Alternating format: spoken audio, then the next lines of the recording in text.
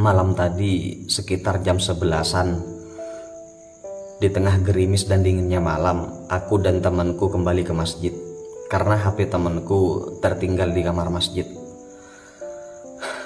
Mendekati teras, aku mendengar tangis tertahan dari seseorang yang kulihat sedang berdoa sambil memangku anaknya. Setelah aku dan temanku mendekatinya, ternyata Fulan yang terkenal ramah dan baik hati. Seorang tukang ojek yang mengontrak tidak jauh dari masjid. Ia terkejut melihatku dan temanku. Ustadz," katanya, sambil berusaha menyembunyikan air mata. Kulihat wajahnya kuyup, penuh kesedihan, seakan ada yang dia tahan. Sementara anak dalam pangkuannya tertidur lelap di dinginnya malam itu. "Sholat malam kok bawa si kecil, Mas?" tanyaku. Sambil tersenyum mengulurkan tangannya bersalaman, ia menyambut salamku dan berkata, "Tidak apa-apa, Ustadz." Aku lanjut bertanya, karena instingku mengatakan tentu ada masalah pada Mas ini. "Sudahlah Mas, tidak usah sungkan Mas. Ada yang bisa saya bantu?" Saya kembali bertanya. Ia menatapku. "Tidak apa-apa Ustadz," jawabnya sambil menunduk. Dan kali ini suara Mas itu agak lemah dan serak, menahan tangis yang ketika dikeluarkan mungkin akan terisak-isak. Saya memaksanya. "Ayolah Mas, anggap saya saudara Mas," kataku mendesak. "Bisa jadi ada hikmah HP teman saya tertinggal sehingga bertemu Mas di sini." Lanjutku pada dia. "Bisa jadi ada yang Allah inginkan dari pertemuan kita ini." Lalu Mas tukang ojek itu mengangkat kepalanya, menatapku dengan mata yang berlinang.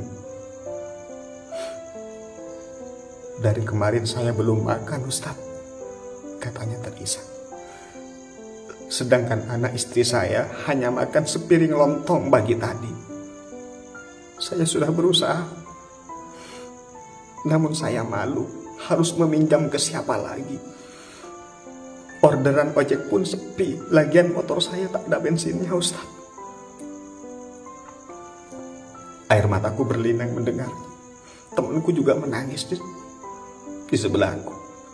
Tenggorokanku terasa sempit, tak kuduga apa yang ia katakan seperti menamparku. Ia belum makan dari pagi. Anak istrinya hanya makan lontong, sementara pagi tadi di rumahku ada sebungkus lontong yang berlebih hingga akhirnya terbuang karena basi. Mas tukang ojek itu melanjutkan perkataannya sambil terisak.